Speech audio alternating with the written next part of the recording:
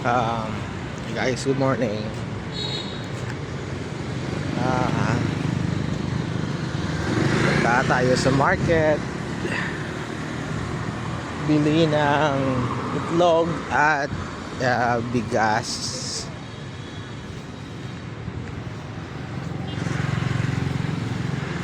So, ito, market tayo bibili para makapag tipid. Dami kasi nating friends na Judith ang pangalan. Birthday nila. Ha? Birthday nila lahat. Nakapagtaka 2 times a month yung birthday nila, 15 at 30. So ito, bibili tayo sa market ng itlog at bigas. So ito, so guys, nandito na sa market. Pero hindi ako marunong bumili ng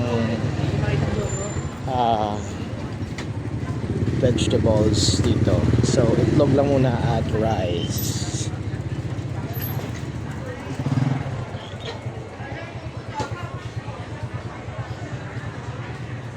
So guys, bilhin ko 19,000. Ito na siya. Ito yung change. So, ito yung sa itlog.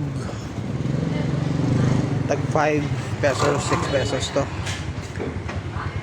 So guys, yung itlog 20 pieces, 50,000.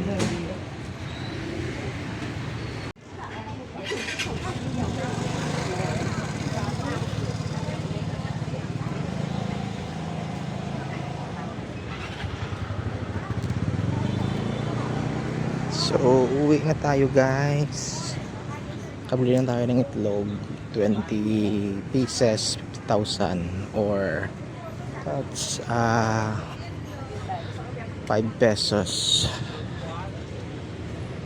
yung isang pirasong itlog. Tsaka yung bigas is 19,000 per kilo, so that's 38,000. 38,000. 30,000. 38 pesos pala yung kilo ng bigas. So yun, 38, tsaka 50 pesos yung itlog na 20 pieces. Goods na yun. 4 days diet. Yun na yun. Bili lang kami ng tawag doon yung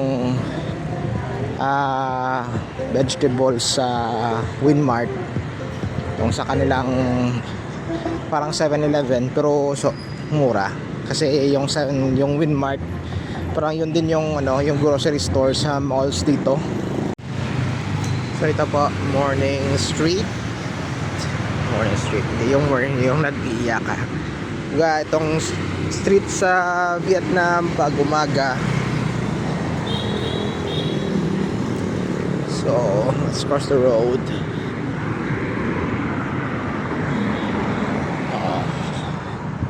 Yan.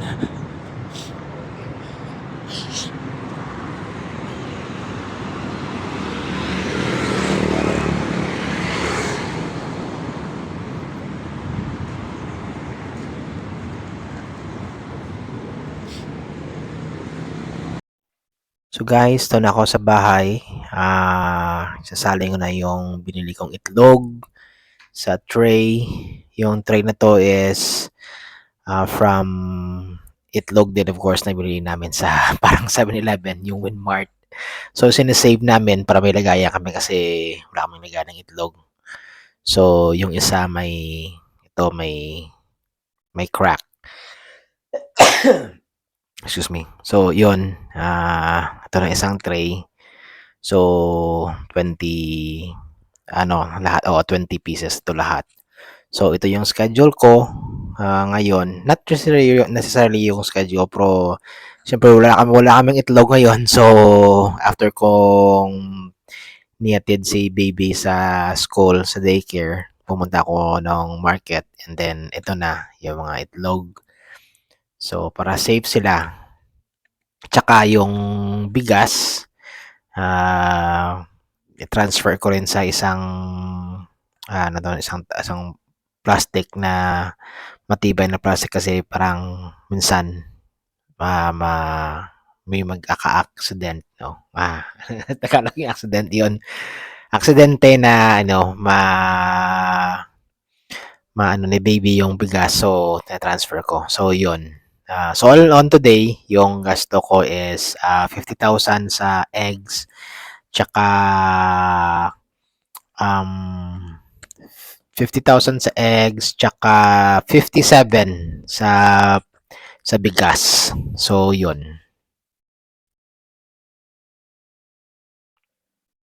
So ito habang si Mrs. ay nagtuturo, ito ako mince ng sibuyas gamit yung aming super malaking knife. So ito kakain na kami. So yun.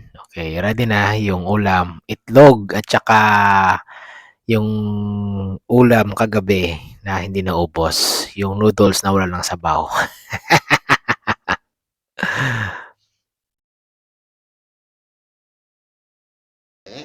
Okay, Ito na, pray na ta.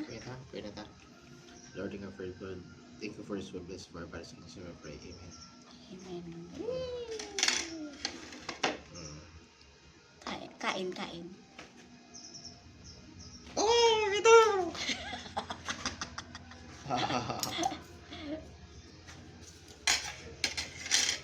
Masira yung yung ng Stick. stick.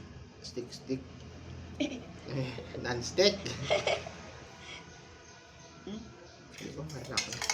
Wow, no rice. Yep, no rice. No rice.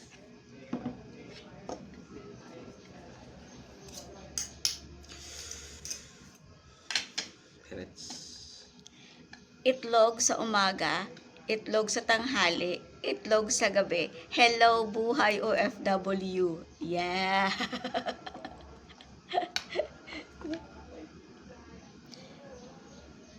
Sunny side up na itlog, ano tawag dito? Ano ang tawag dito? Mix na ano to? Ano to? Side up lang eh. Sunny side up yung scrambled egg, sunny side up, Ito yung ganon. noodles. Kita yung noodles gabi. Noodles. Ito yung kagabi na ulam namin. Noodles na tuyuan na. Yun. Noodles Noodles na may gulay. Lagyan ng ang rabanos Rabanos man eh. Rabanos, tsaka cabbage, tsaka bok choy. Yun. Tsaka yung yung bones ng Mga buto-buto ng manok. yung parang yung sa fillet, yung parang sa breast. Yung buto na sa breast yung parang hinahagis lang. Magkano bili mo? 25 pesos. 25 pesos. Ayun, budget. Kasi marami siyang kaibigan. Sinong pangalan ng kaibigan mo? Si maraming magkapangalan sila lahat. Si Judith. Judith. Judith. Oo. Nakita na kayo ni Judith ngayong week, hindi pa? Oo. Hindi pa. Ngayong week? Ano ngayon? March, ano ngayon? Pala. Nung 15 lang. Ganoon. Di ba yung bang Judith nagchat-chat na sa akin, hindi pa naka-reply. Di pa ako naka-reply. Sa ibang Judith mo? Si ibang Judith. Ano ba yung kaibigan mo na yan? Panay chat sa'yo? Yung mga malalaking Judith. Yung mga malalaking Judith, hindi pa na siya naka-reply. Pasensya na po.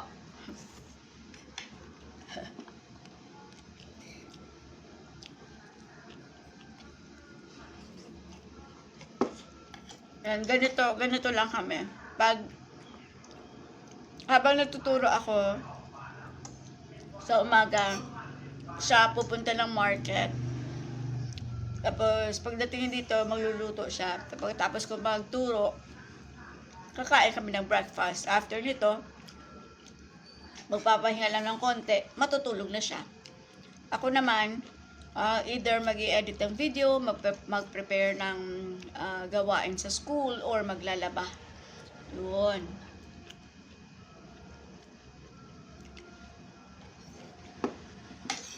So, last time, nasa labas kami nagkakape. Pero wala kaming pera ngayon. Kaya dito lang kami sa bahay.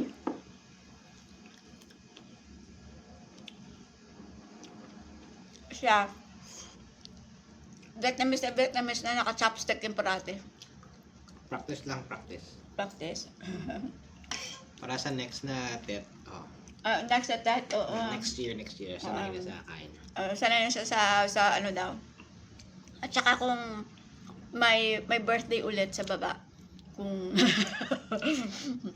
yun, maano kami ulit, mag-practice kami ngayon para swak yung pagkain namin dun sa baba kasi naka-chopstick lang sila.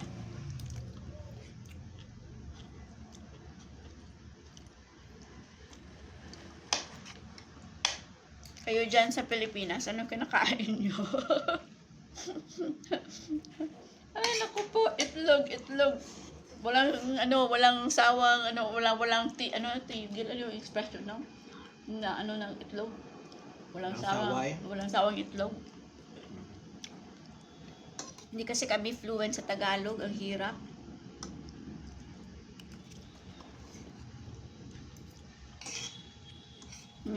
Sa Ilonggo, adlaw-adlaw na lang itlog, Wala na untat ng itlog.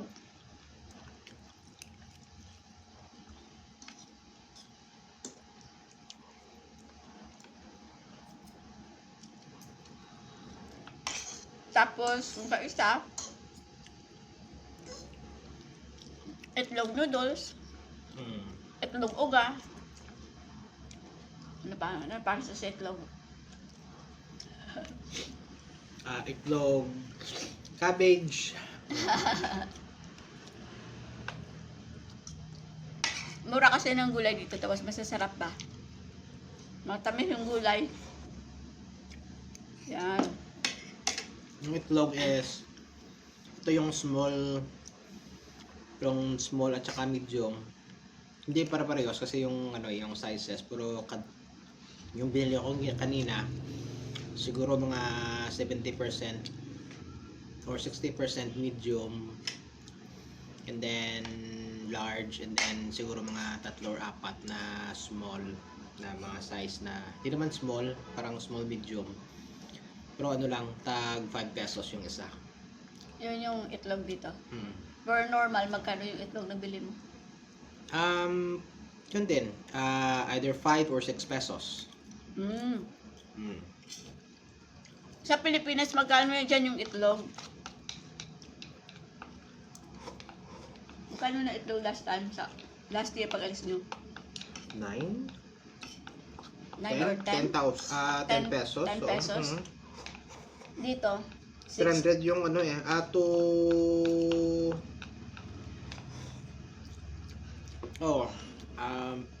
270, 280 yata yung isang tray. isang tray, 30 lang tray, 30 no? 30 30. So dito, mas mura pa. 6 pesos, 5 pesos yung itlog. Ganon. Tapos magkano nga yung crudo dito, Dad? Yung dito is yung siyempre may gera ngayon, so yung nakaraan magkano? Siyempre may gera ngayon, ngayon is 26,000 Vietnam dong. So sa Philippines siguro mga 51 or 52 yon. So pero yung nakaraan 20,000, so mga 41. Ganon yung gasolina, gasolina dito. Kasi may din sila may oil din sila dito, di ba? Hindi ako sure, pero basta mura dito. Hindi ko alam bakit mura sila. Basta yun lang yun. Mura. Mas mura sa Pilipinas kumpara sa mas mura dito, mas mura dito sa Vietnam, bumili ng pagkain, mamuhay, kaysa sa Pilipinas. Yun. Yun lang. Yun lang yun. Bottom line. To sum up everything. Kahit na puro itlog kami ngayon dito, at least mura yung itlog kaysa sa Pilipinas na itlog na, ng 10 piso. 11, oo, 11 pesos. Pag sa sari-sari store ka bumili, sigurado mga tag 11 or 12 eh. Oo, 11 or 12. Kasi kami sa Pilipinas, bumili din sa market. Yung gano'n. Kaya medyo, mura. Pero, dito, mas napamura pa. Yun. Sa Pilipinas ngayon, dahil sa gera, siguro yung mga tao napapamura na pagbibili ng mga pagkain. Sana okay na, wala, matigil na to. Kasi ang hirap din na, ultimo itlog na nga lang yung ulam mo, paghahatian nyo pa kasi nga ang mahal na. Yun. So anyway, ito yung buhay namin dito sa Vietnam. Just a glimpse of what we do every day. Yun. So, tapusin muna namin sa pagkain. See you. This is Mabs. Okay, I am Mabs and Sam. okay, so see you in our next vlog. Bye! Bye-bye na!